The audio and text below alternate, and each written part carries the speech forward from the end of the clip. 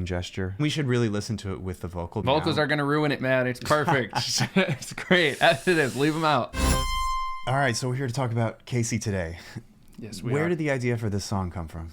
A good buddy of mine has always sort of busted me about the fact that I didn't have any songs with a person's name in the title, and he always says that all the greats do.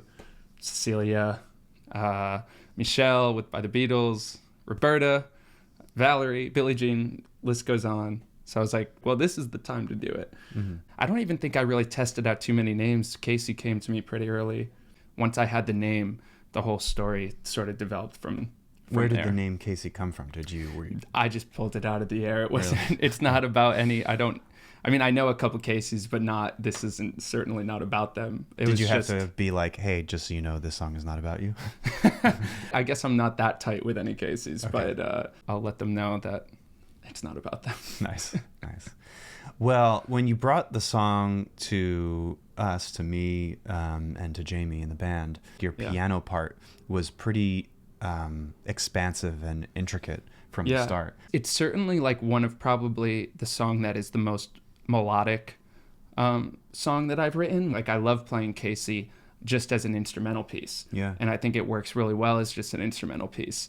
And there aren't too many of my songs that I would necessarily do that for. So yeah, maybe we can check out just what the piano part alone sounds like. Yeah.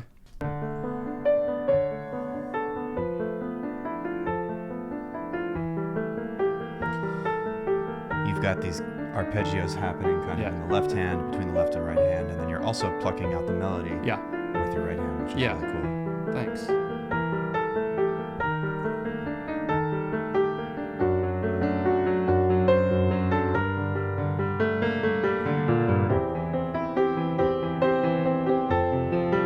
I love that chord progression that you go into in the pre-chorus. It's this kind of like circle of fourths. Yeah.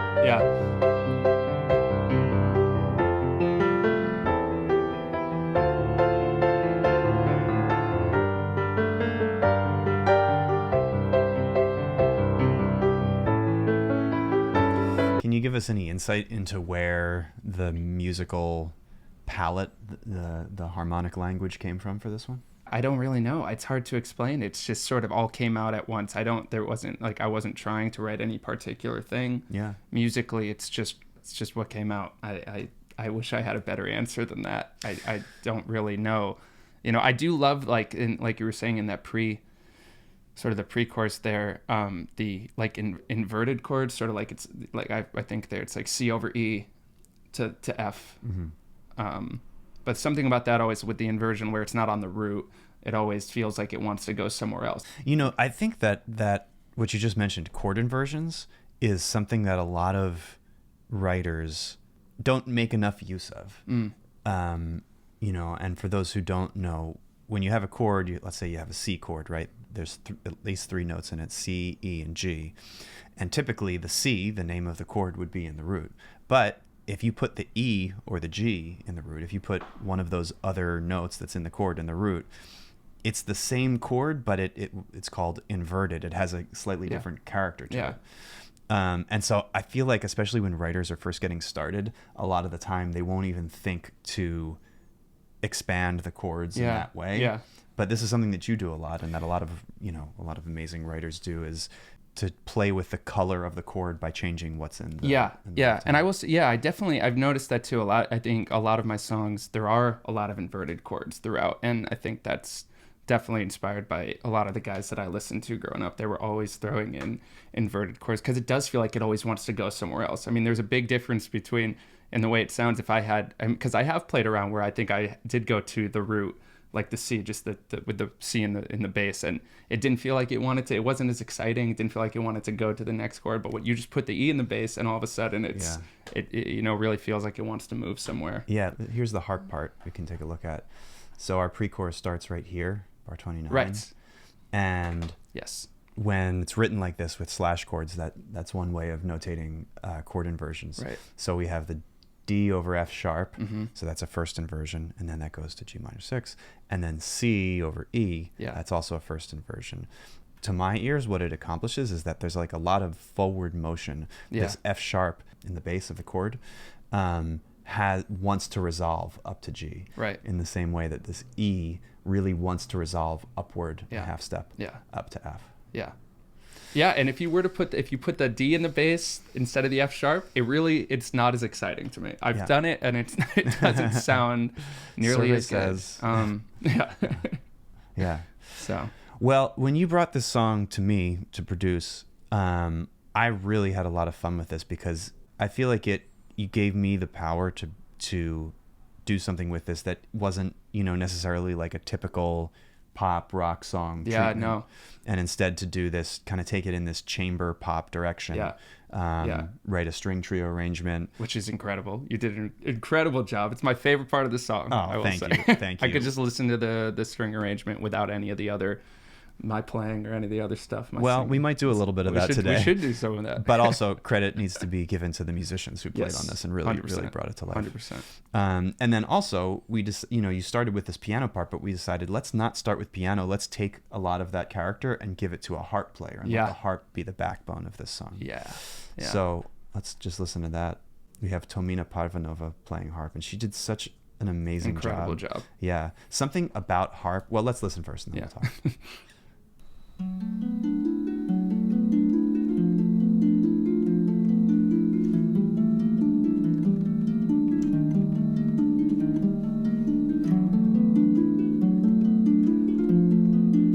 Yeah, so there's this 4-chord progression that's the basis of the verse, and you can hear just how fluid she makes it feel. But there's something about the way that a harp works that actually makes this incredibly difficult to play. So a traditional orchestral concert harp, essentially you have a series of pedals that determine whether all the C's are going to be C natural or C sharp or C flat and so forth for each of the notes of the scale. Right. And so if you look here at the chart, this is a harp pedaling diagram. This is how I preset my pedals. And there's a whole order to these. I always forget it, but there's a mnemonic. Did Columbus bring enough good food to America, I think? Really? So if I'm right about that, which I could be wrong, that means that the first one is D, C, B, and then E, G, F, A. I think. I'll have to check that later. Yeah. Fact check. But then the position of these lines tells you whether the pedal is in the center or down. And when you push down, I think it makes the note sharp, or up, which makes the note flat because it's about the tension on the string itself. Gotcha. So in any event, this is like basically presetting the harp for D, because you see there's 2 pedals down, 2 sharps here. Yeah. But every time that you want a note that's not in the key, you need to change one of the pedals in order to get that note. Yeah. And because your chord progression here is so chromatic, it starts on F sharp and then goes to F and then E, and you get a B flat. Yep. You see all these little notes when they're written there in between the staves. That tells the harpist to change one of the pedals, to change the F pedal. So in natural. real time, she was having to adjust these pedals. Exactly. And you can just see how much is happening. I mean, look at this. It's every 2 bars at least, she has to change the pedals in order to catch this chromatic progression. Yeah, she's a master. Yeah. She really is. Yeah. That's and, amazing. And to make it sound so smooth and so fluid, it was really, really incredible to work with her and see how she did that. Yeah. It was such a treat being able to, because I know, well, first of all, just getting to witness her performance, your arrangement of the harp, your arrangement of the string arrangements, because ideally, I think we've mentioned in the Not For You video, trying to go for a more cinematic sound, more orchestrated sound with these songs. So it's been such a treat for me to be able to hear these songs brought to life in this way, especially starting at just the piano. Yeah. I mean, I was losing my mind, I think, when we first had her in the studio and was getting to listen to her play this part. Yeah. It's pretty special. Let's take a look then also at some of the strings, because the string part is kind of, if the harp is the backbone, then the strings are like all the colors that we get to rely on. Let's do it. Now, we left most of the first verse without strings, and we have them enter at the first pre-chorus there. Yeah. However, we do have them just a little bit in the intro that kind of sets up the vocal. Let's hear that right now.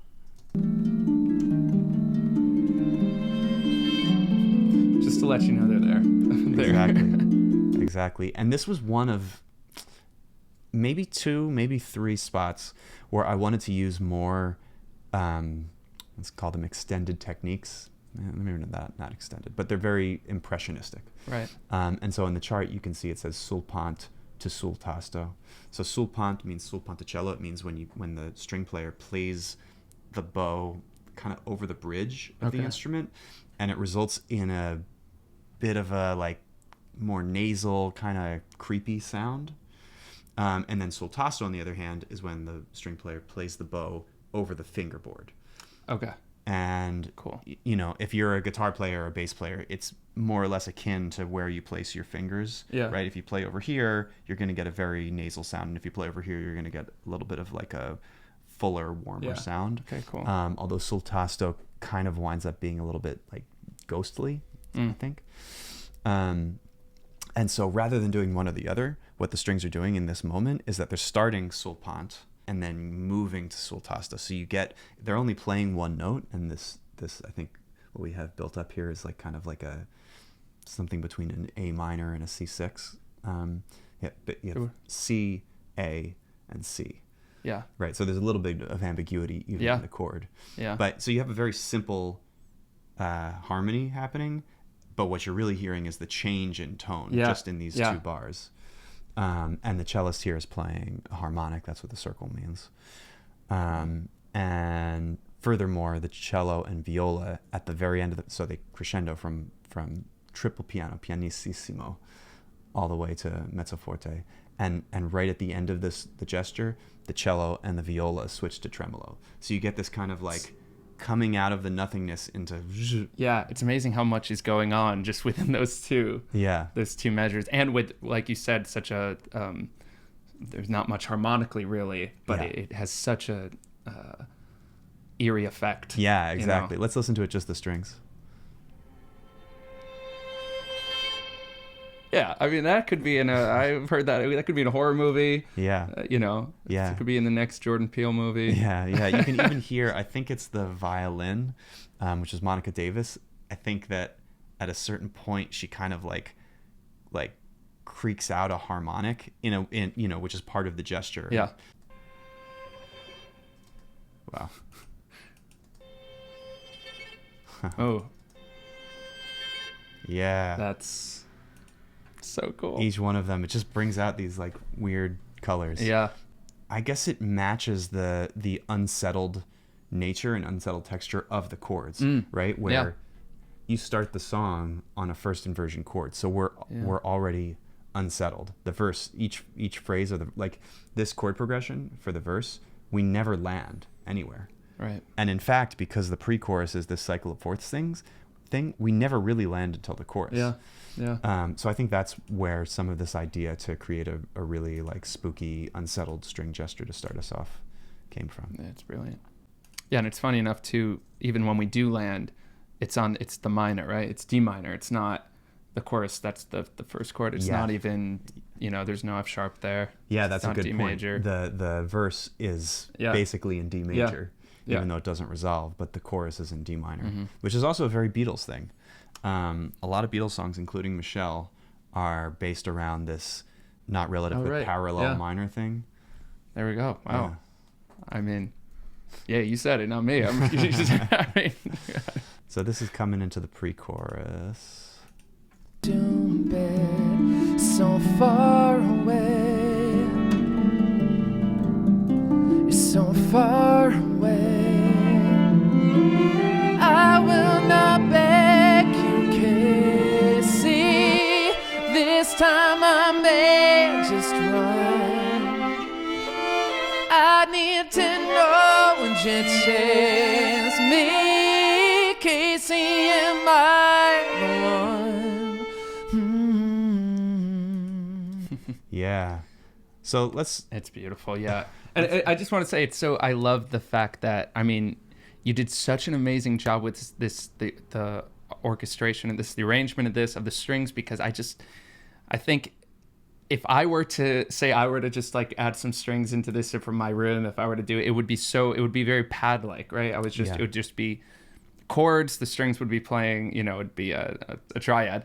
But you've got so much movement with these strings going between the words, weaving in and out. And it's really, that's why I feel like I could just listen to that on its own. It lives in its own world. It complements the melody so well. It's not just pads, Well, I think you bring up a really interesting issue when it comes to process of orchestration.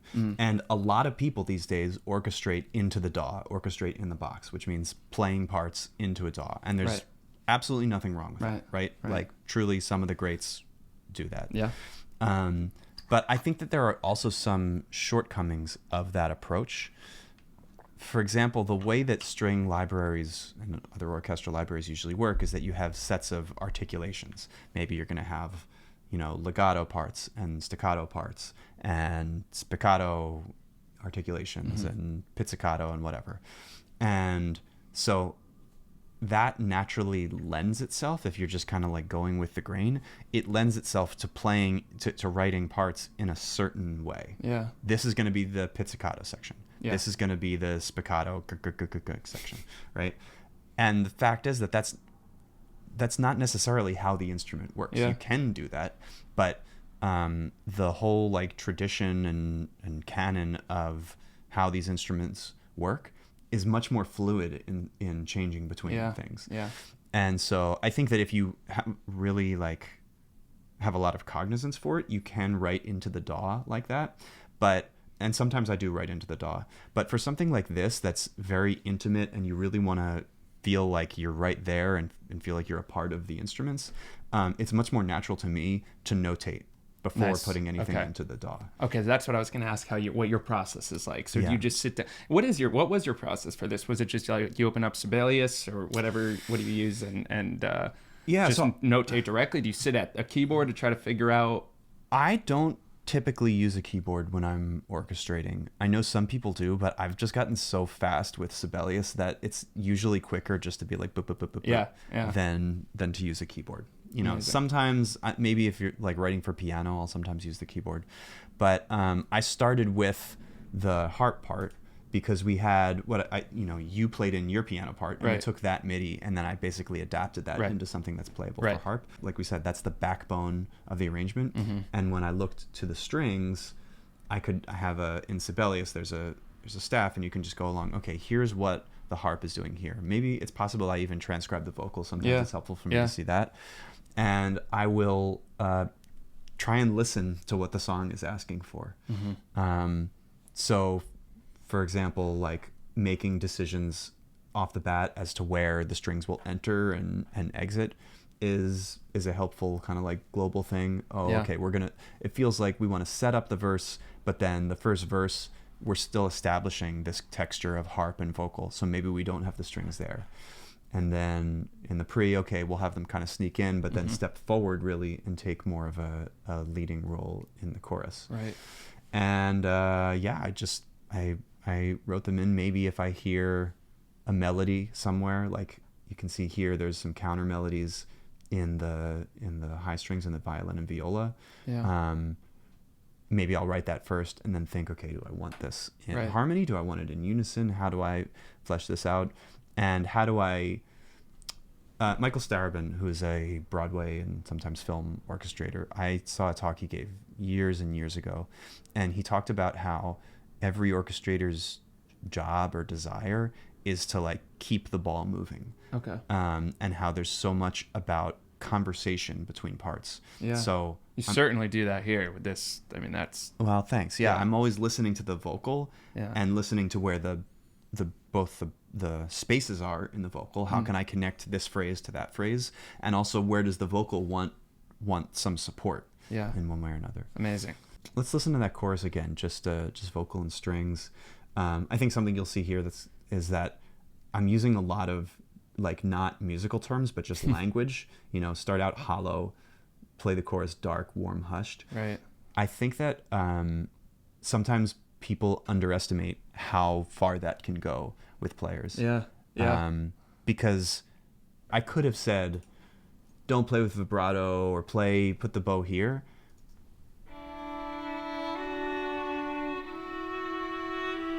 But instead, they know how their instrument responds. Exactly. They know exactly where to put the bow and exactly how much vibrato to put in there. Yeah. And it really accomplishes, the tone that we're after.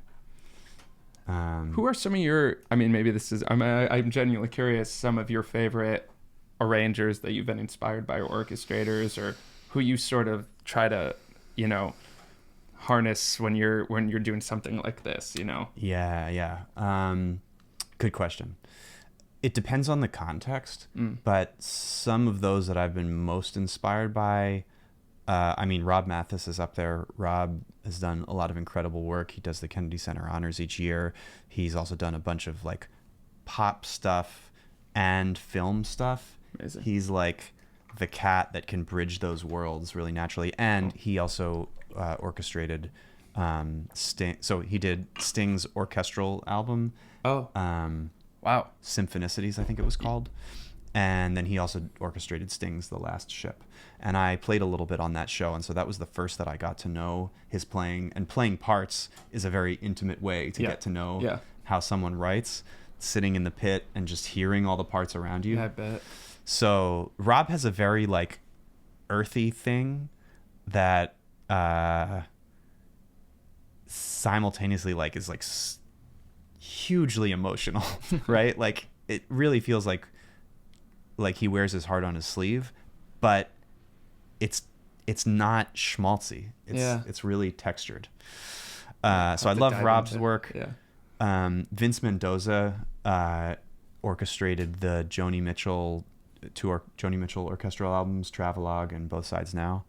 And his work is just those albums, if you haven't checked them out, like I know the Both Sides Now one. Yeah, I think. You should check out Travelogue. Both Sides Now was like the proof of concept. Joni's mostly singing standards for orchestra, right? And then she did the song Both Sides Now on that album. And so after that, she's like, okay, let's do this for real. And she did for real. A double album that is like a retrospective of her entire career up to that point. This was around 2000, I think. And it's 80-piece orchestra, Vince Mendoza arrangements, plus like Brian Blade on drums, Herbie Hancock's on a bunch of tracks, Wayne Shorter. It's like the baddest cats in jazz and an 80-piece orchestra and Joni Mitchell, like queen of all. And these arrangements are like, I don't even know what to say about them. Like they are so, there's nothing typical about them. They're so artful. And he uses the orchestra in ways that draw on the entire history of orchestral music and yet feel so contemporary and even futuristic. Wow. I can't wait to dive into that. Yeah, it's really, really deep. Yeah. You could spend a lifetime like getting under that stuff. Yeah. I can't wait. So those are kind of big influences. I also, like, to be honest, like I played in the pits of Dear Evan Hansen and Bridges of Madison County, and I got super inside Jason Robert Brown's orchestrations for Bridges and Alex Lackamore's for Evan Hansen, and hearing those parts night after night, like I learned a ton about. Does he do his own? Jason do his own? Jason Robert Brown not on a first name basis with himself. Jason sometimes does his own orchestrations. On Bridges, he did all the orchestrations, and he won a Tony for that. Some of his other shows, he's collaborated with amazing other orchestrators. Don Sebeski did a lot of his stuff as well. Cool. But yeah, like when I was playing Bridges, you play a show long enough and you've kind of memorized it. Yeah. I would start reading through the other parts as I was playing the show to like understand what's going on in them. Just have like an iPad next to my... What an incredible experience. Oh, it was so great. It was so great. And at one point, there's a song in that show, Another Life, that's like kind of like a bossa thing on guitar. Yeah. The string writing in that is just so unbelievable. Wow. One of the other string players, Kathy Lavolsi Landau, I asked her, like, she said that I love these parts. I was like, what makes these parts good? What makes these parts good? Yeah. And she was like, they invite you to make music with them. And I've always kept that in mind. Like, there are a lot of people who write music because and think of the music as the notes on the page. Yeah. But no, the music is what the musicians do with it. Yeah. And so when you're writing parts for people, you have to think about like, okay, what is a human being going to do with this music, and how do I not just get them to play it, but get them to take it and make it their own? Yeah. Yeah. So that was something I really learned from Well, you've Jason. done that here, that's for sure. Yeah. Oh, and anyway, so I don't know if this is a worthwhile anecdote, but one night we're playing Another Life, and I'm reading along with one of the string parts and totally engrossed in it, and it says, 4-bar rest or whatever, and I'm so involved with it, and I stop playing, and it's like the one moment that's like just guitar. Oh, really? Hey, that's gonna happen. So the risks of reading somebody else's part while you're playing. Exactly. But it was that and Dear Evan Hansen as well. Like getting inside all those string parts was a really, really helpful way to, learn all the different ways that people can use these instruments, especially in pop and like chamber kind of settings. Yeah, amazing. Yeah, that's fantastic. All right, let's get into this chorus. Why don't we listen to it first without the vocal, and then we can put the vocal back in.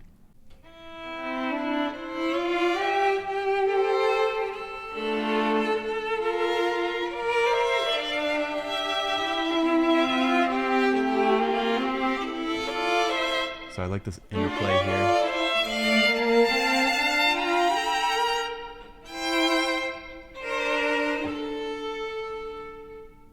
Yeah. Also, got to give props to these string players. Monica Davis on violin, Tia Allen on viola, Emily Hope Price on cello. Just playing the shit out of these parts. Yeah. I mean, come on. Yep. Such a joy to work with them. They were unbelievable. Just amazing being in that room. You know, getting to listen to them and watching you, conduct them, and it was a great experience. They are masters. Yeah. A couple things stick out to me in this part. One is that we start off the violin and viola basically just doing like a really simple rhythmic part, right? Where it's 3/4 time, it's a waltz more or less, and so 1, 2, 3, ga, ga, yeah. Da, da, da, and then they kind of exit it and go into more of this quarter note like forward moving thing. And meanwhile there's sort of some interplay happening here between the violin and viola. You can see that they're in harmony, but they're moving together here, whereas the cello has movement that answers those parts. Right. So I think if we find that, it's somewhere around here.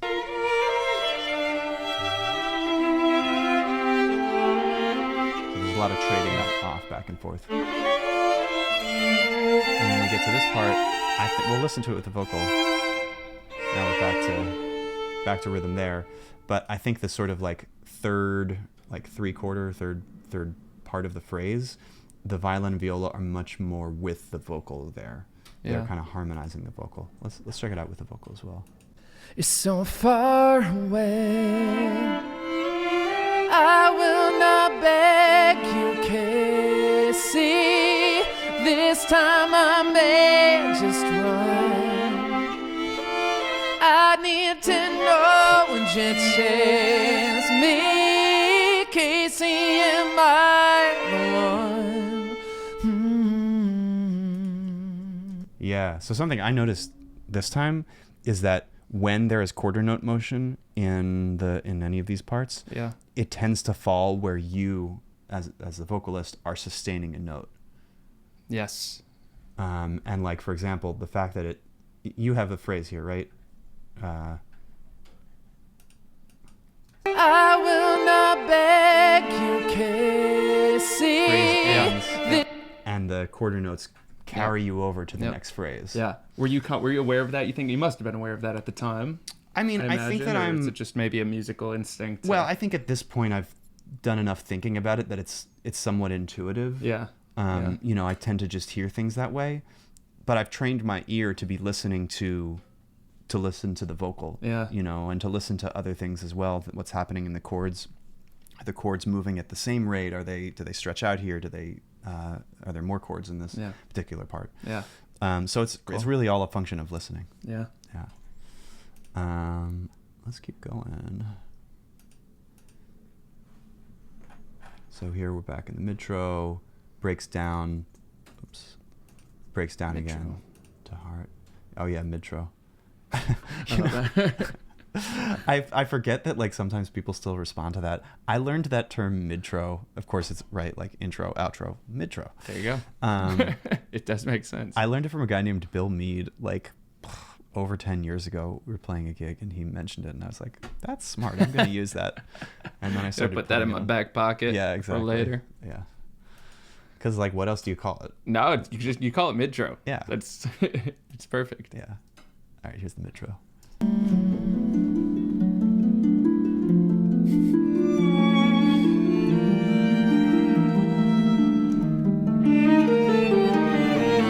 Yeah, I love that. So that line was part of your piano, part, right? Yeah. Yeah. Yeah. And it just felt like such a thing to give to everybody in octaves. I think we have Just all in.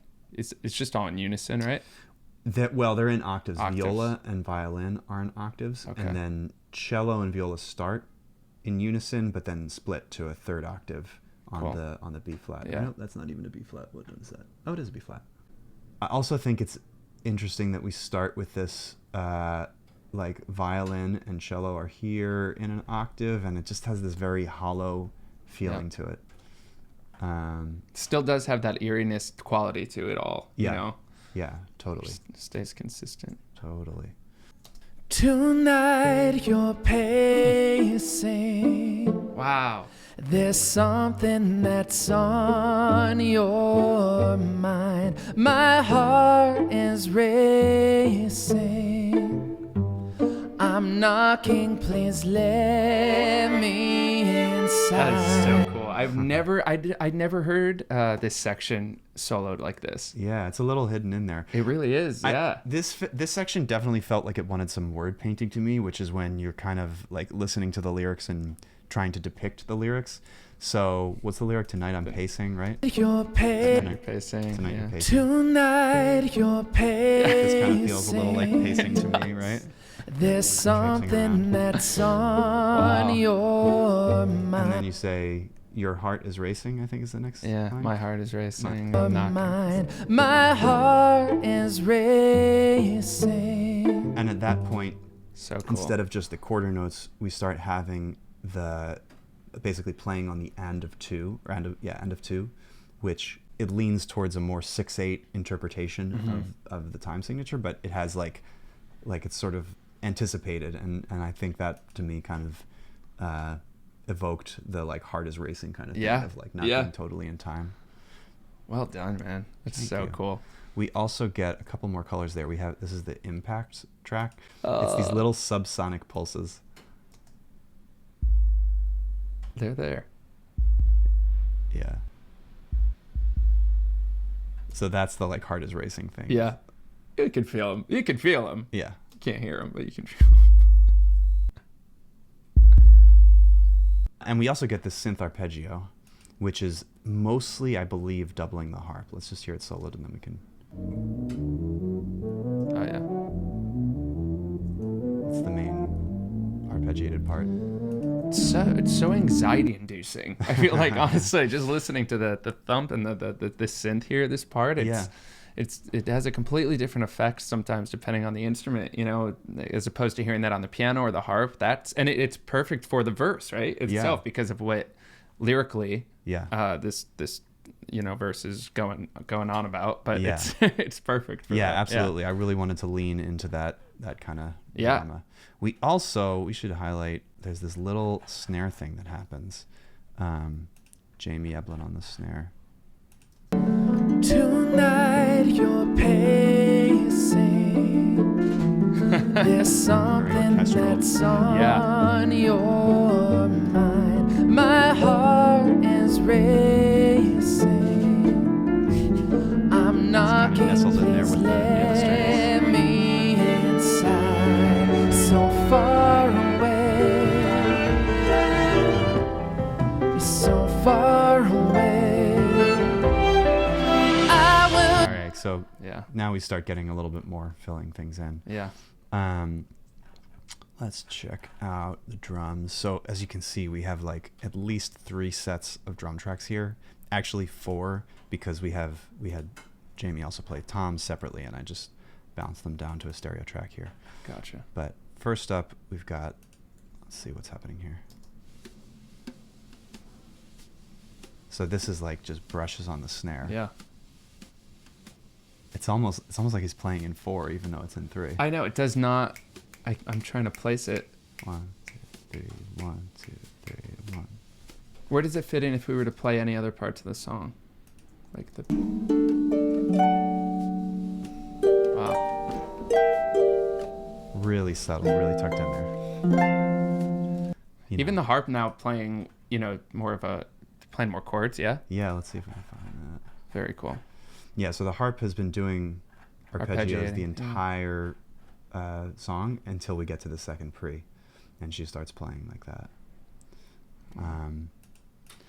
So yeah, we've got the drums, we've got the like brush snare thing, we've got this orchestral snare energy, which we heard before. And on top of that, I think we have Jamie played this sort of like hand drum thing.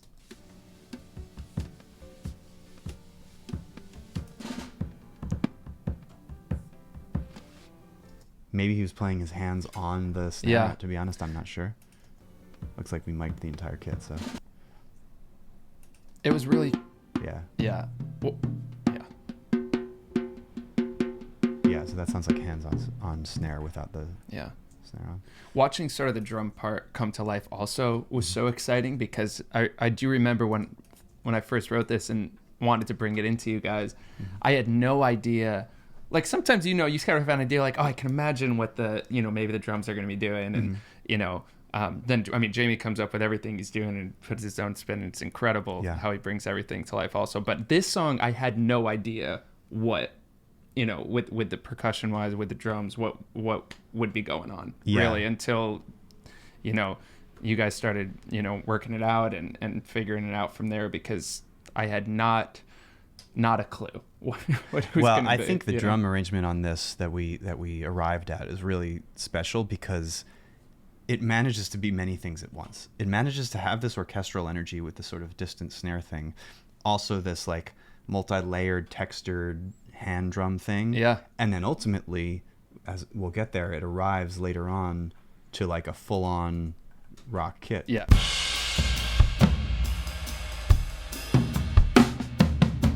But it really takes time to get there. Yeah. Yeah. It kind of forces us to earn it. Definitely. And I love that sort of the balance between like, is this an orchestra? Is this for orchestra or is this for like a rock band? What is it? Yeah. That in between is the sweet spot. Yeah, That's totally. where you want to be. Let's see what's happening in the toms here. Also kind of slightly orchestral. Yeah. We've got a whole other track of cymbals. Yeah. So that's definitely the orchestral approach, but then bring in those hand drums, bring in the subtle brushes thing. So this is our second chorus. That's what's all happening underneath. I will not beg you, Casey. This time. In addition, that's when the bass first enters. We've got no bass up until that second chorus. Hear what's going on there.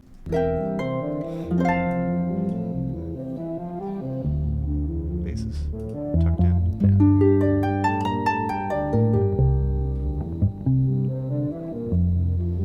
Yeah.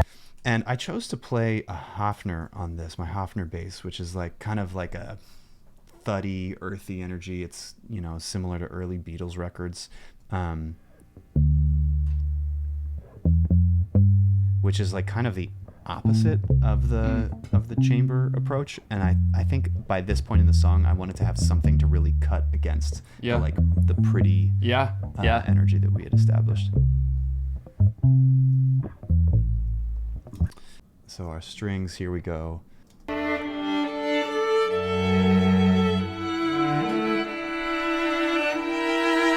of like yearning gesture. Yeah. And then all in unison, splitting the last cadence.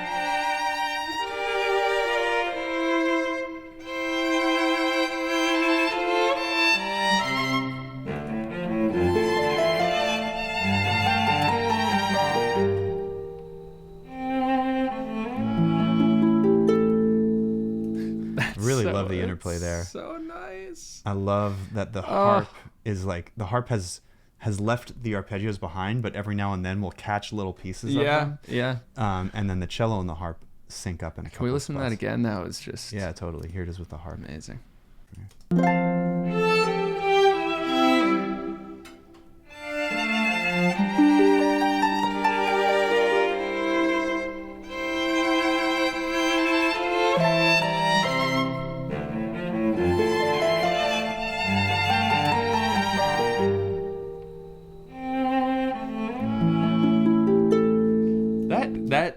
Even that final moment there is so beautiful. Yeah. And when the harp just sort of comes in there to finish it off is such a great touch. Yeah, and we should really listen to it with the vocal, because what I'm seeing and hearing Vocals now, are gonna ruin it, man. It's perfect.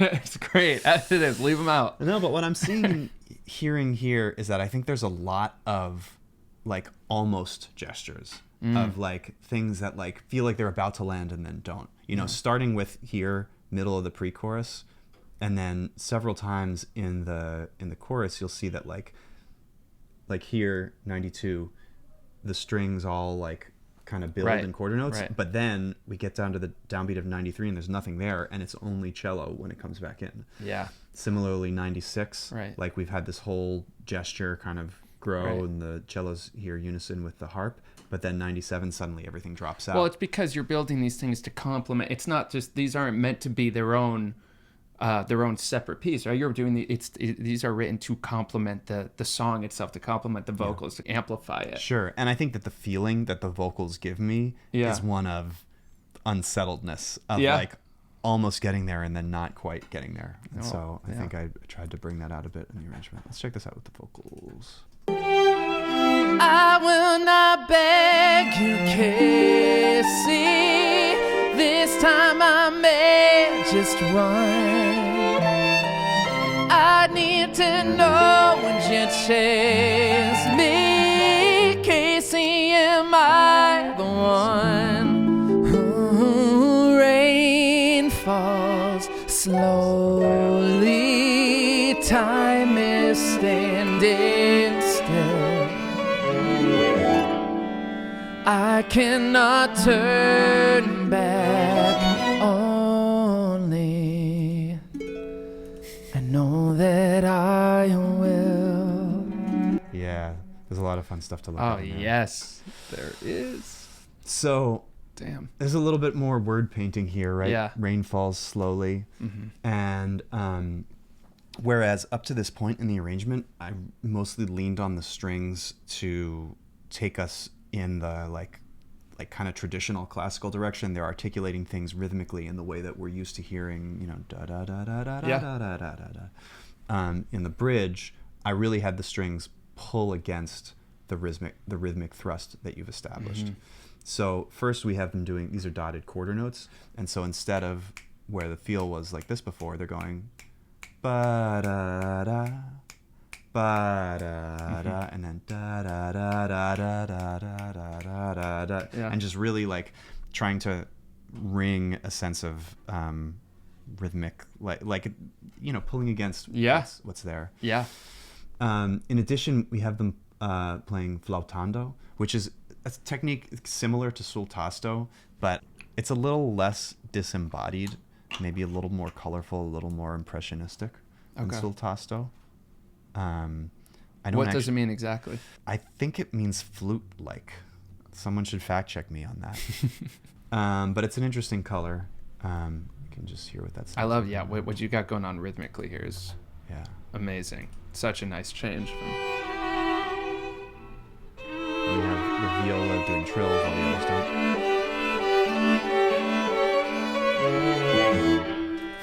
So that's the kind of flautando energy. Also, you can see that I slurred these, not 4 notes to the bar, but I have the slurs and the kind of phrasing go against the bar itself. So even more, they're pulling against the sort of like basic quarter note pulse. Can we listen to that again? Yeah, totally.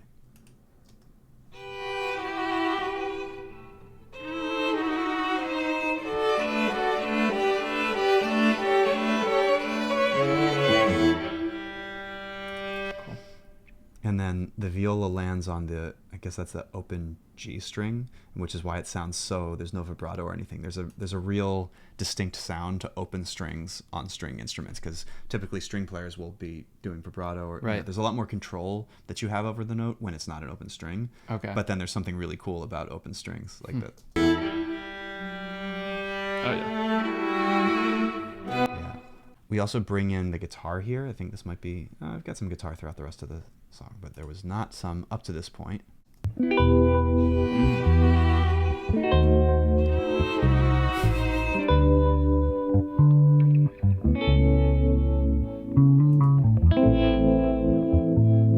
Phaser. Wow.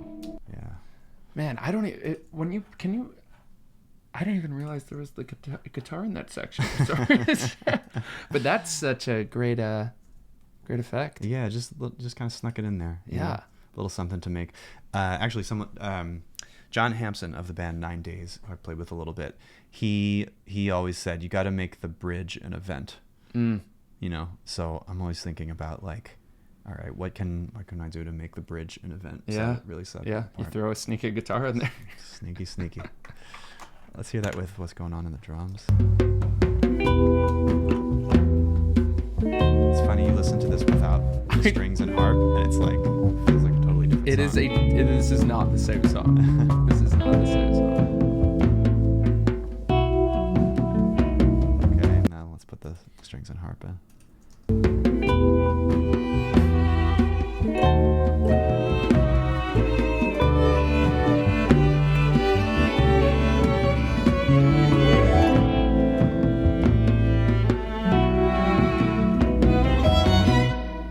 What are you playing there on the guitar? What is like the So, if that's an E minor, yeah. that to me sounds like it's just at the 7th fret, top 4 strings. Okay. With a B on top. And then just a diminished shape with a C on top. G first inversion with a B on the top. Yeah. Yeah. Just for my own, we don't have to include, I just want to hear it. Can we just listen to it again without the... Yeah, just the guitar or... Everything without the strings, actually. Okay. Just with the hand drumming. Yeah. Jamie's also playing cymbals here. Yeah. And these are all overdubbed separately, right? So we've got like really real complexity in each layer. What is it? It reminds me of something. I wish I could think of what it is. I fucking love that though. Yeah. To me, the drum approach actually smells a little bit of Brian Blade. Maybe just the way that he's playing the cymbal, like that kind of like smoky textured, super dynamic thing. Yeah. Yeah. I think we also get some background vocals here, right?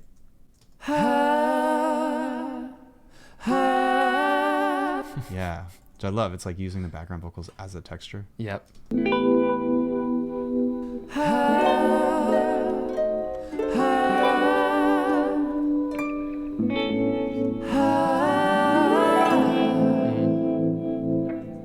Pretty Beatlesy. Yeah, background definitely. vocals.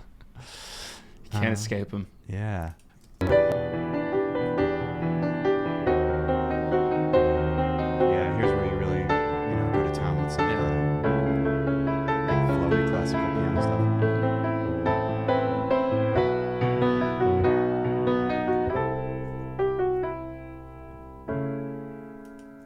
Yeah, nice.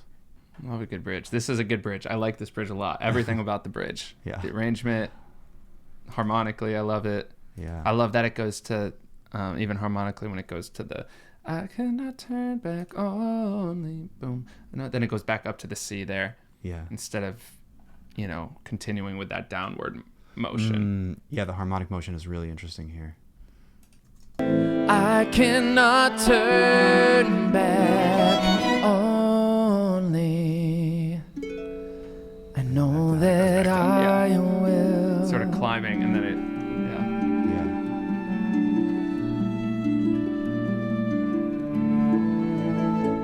yeah. So I called this the link or the transition, right? And I think what we do is we get the progression from the start, but in a different key. Yeah. We're a fourth away here. This is another moment where the strings get really like extended technique, impressionistic here. You can see how they're written. Like there's a little bit of like a stack, a pyramid that they trade off between one another. We have cello, trades over to viola, who's playing a harmonic, trades to violin, who's playing a harmonic, and then back down. You can see that I told them to play evaporate. Yeah, sul A means play on the A string. So I'm essentially asking them to play an open string to get that, like we were talking about, so that there's a little bit less like color in it. Yeah.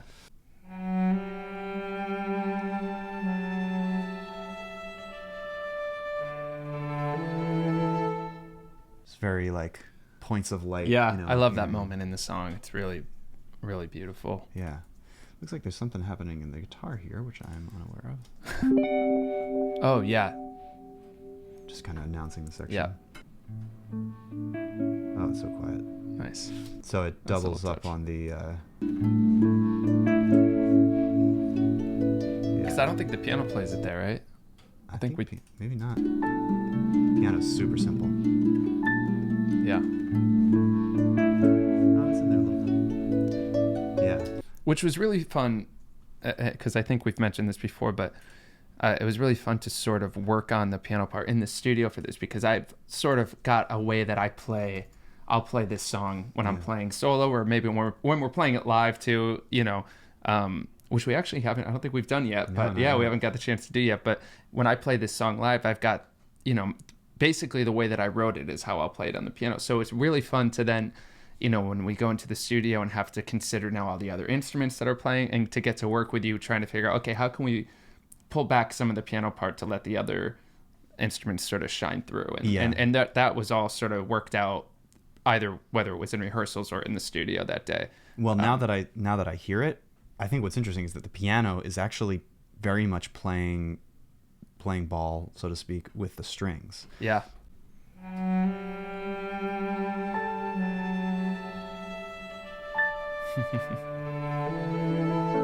Yeah. It's almost as though the piano like highlights these string moments. Yeah. Definitely. Now we're in our verse 3. This is kind of a breakdown verse, right? I think we're back to harp as, you know, carrying the ball.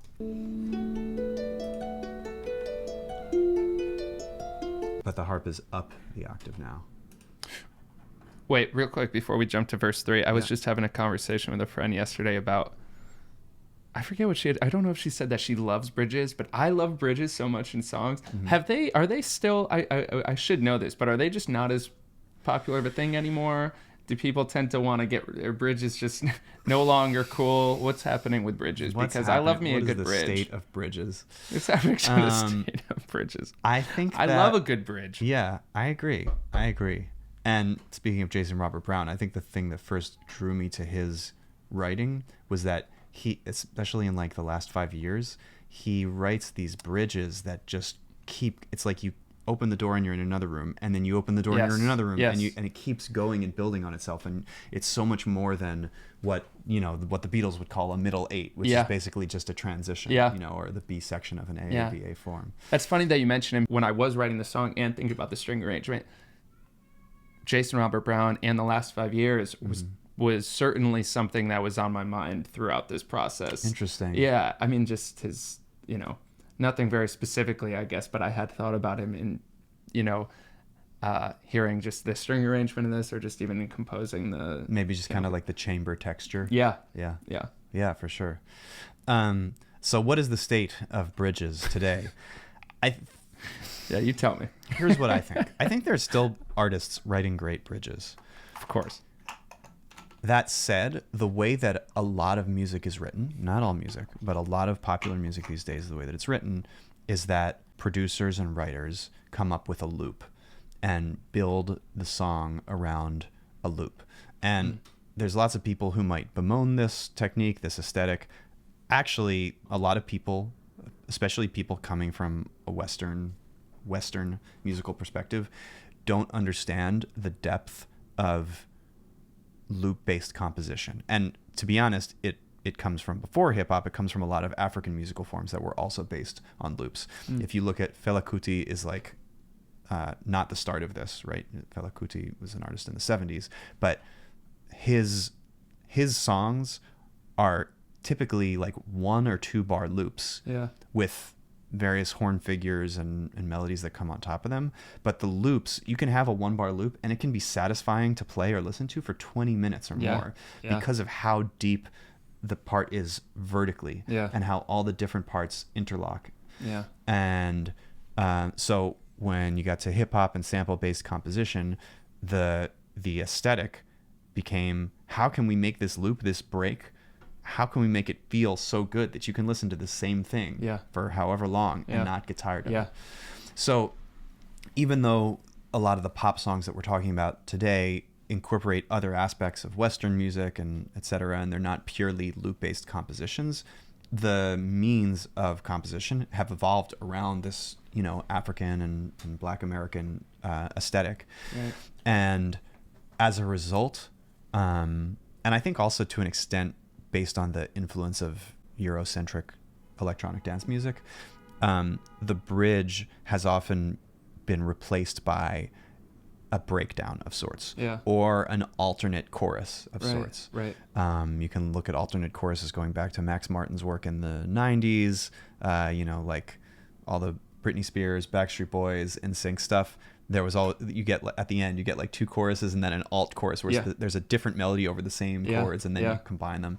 So a lot of those these are a lot of different strains, a lot of different threads, but I think that they have all resulted in the fact that a lot of pop music these days doesn't... there's no room for a bridge. Or they don't find it effective. You know, I think there are definitely exceptions. And I really cannot stand when older musicians, or even not so older musicians, bemoan the state of pop music because there's you know, they don't have any chords, they don't have any lyrics, they don't have any bridge. Like, that's not, like, come on, like, you don't have any counterpoint, right? That doesn't, you know, like you can say that about any kind of, you know, you don't have a choir, like that doesn't make it bad music. You're just working within the form. But I think that that's why we don't hear nearly as many bridges these days. Makes sense. That makes sense. Yeah. And to be honest, I think a song should, if it's going to have a bridge, it should earn the bridge. You know? I appreciate your hot take. I could go on for hours. Love that.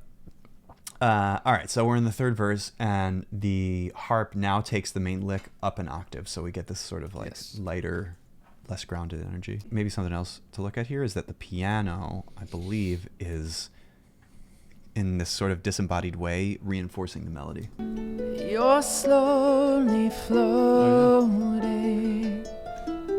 rotating around my head. How could you start to get the strings around my head? How could you not notice? That's a good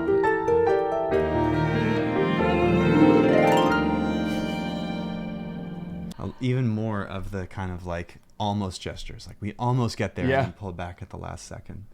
A lot of those. I wonder if, let's see, at this moment we get strings doing violin and viola are playing a trill, and cello is doing tremolo. And so this is an interesting technique where you kind of combine different sounds and articulations and get something that's a little harder to put your finger on. Listen to that real quick.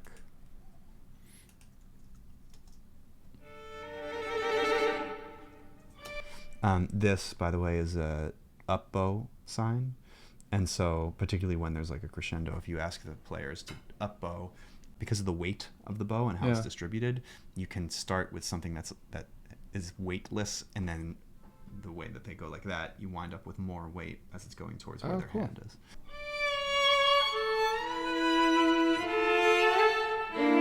So that's doubling the melody, but way up high and this sort of like thin energy.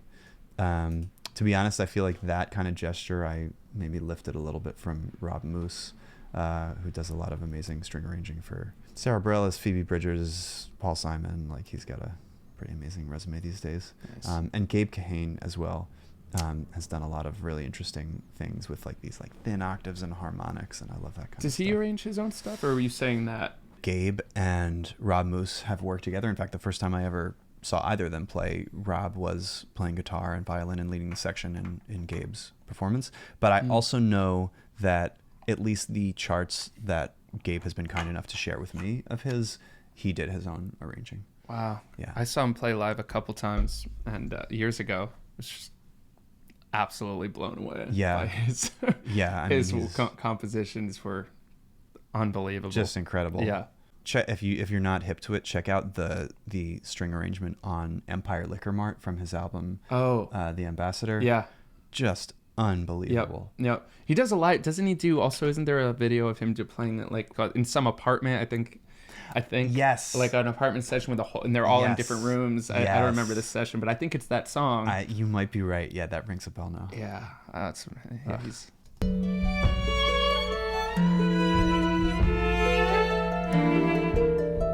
So this is interesting. We're back at the sort of like main arpeggio figure that is like rhythmically pretty simple, just running eighths, but the kick and toms come in to kind of push against that.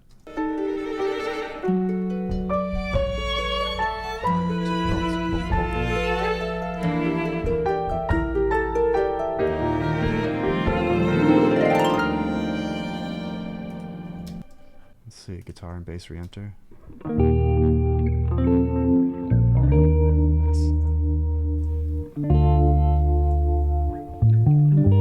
Got a little tremolo that's kind of timed to the...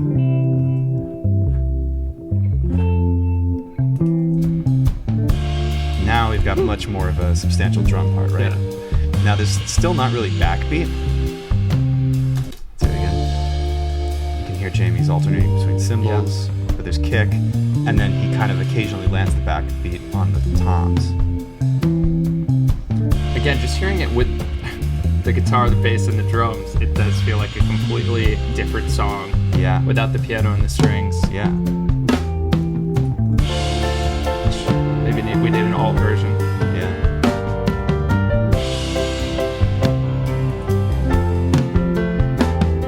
So, this feels like a band. Yeah.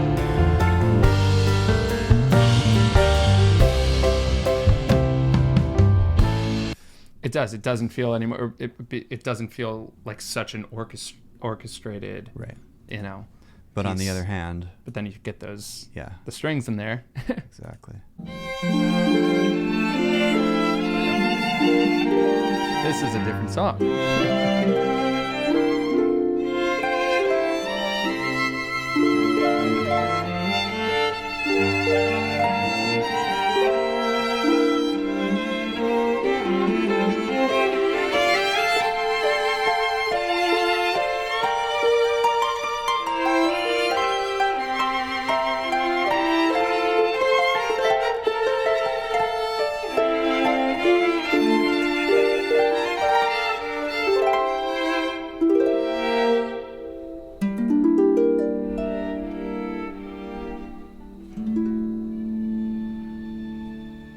Back at that sort of disembodied energy from the start. We've got a double chorus, right? Chorus 3.1, chorus 3.2, I called them. And the first half of it, the first chorus, there's like way more counterpoint, there's way more answering in relation to the vocal. And then the chorus 3.2, the second half of it, the strings are almost entirely, they're not in unison harmonically, but they're playing the same things rhythmically. Yeah. Exactly. They are one voice rather than three intersecting voices. And that almost, I was definitely not thinking of this at the time, but it reminds me of this Wes Montgomery track from like his first record where he's playing Round Midnight. And Wes Montgomery, very influential jazz guitarist. And over the course of his solo, he starts with single notes, but then he starts playing, then he goes to octaves. And as he goes to octaves, of course, just by the nature of the instrument, it's less notey, less busy than the single notes. And then finally, he winds up playing chords, like a whole chord melody. Wow. And that's both the thickest, but also the simplest rhythmically. And counterintuitively, it can feel climactic to have things like really like lock in, instead of, if you've had complexity before, then the simplicity can be the landing. Yeah. So I hear that a lot in what's going on with the strings here. Maybe let's listen to them with the vocal and see how they interact. Yes. I will not beg you, Casey. This time I may just run. know what you chase me. Casey, am I the one? Here's the answer to the vocal, setting us up. I will not beg you, Casey. This time maybe then. Come on in, I swear I'm leaving. But for now, come back to bed.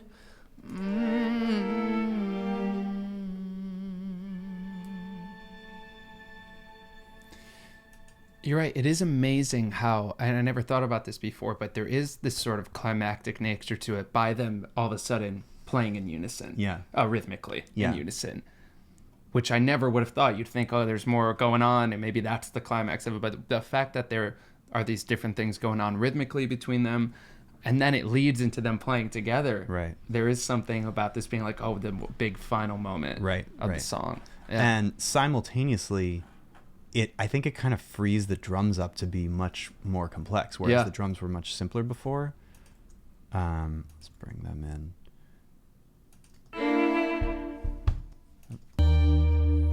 I will not beg you, Casey. This time I may just run. I need to know what you say. Drums are still pretty simple here. It's starting to like hint at the complexity that comes.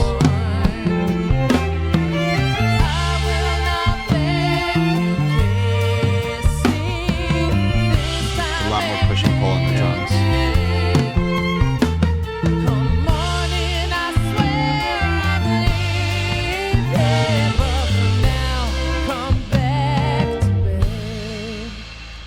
Yeah, and the four-tuplet, the quartuplet here, however you want to call it, kind of like hints back to the bridge where they were playing the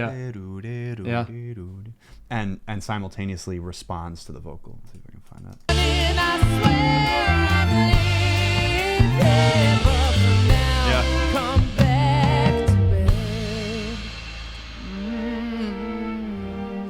Got the synth arpeggio again. It's kind of the harp is up high.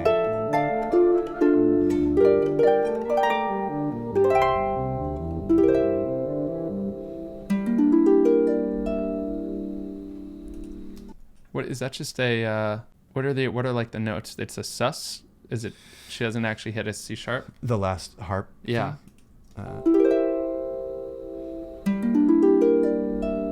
Yeah, it sounds to me like it basically functions as like an E half diminished. Even there's an A in the bass, so right. Yeah, so if you play like an E half diminished or a G minor 6, same chord, over A, it winds up being like kind of a A7 sus flat 9. Yeah. Because you have a D in there, but not the C sharp.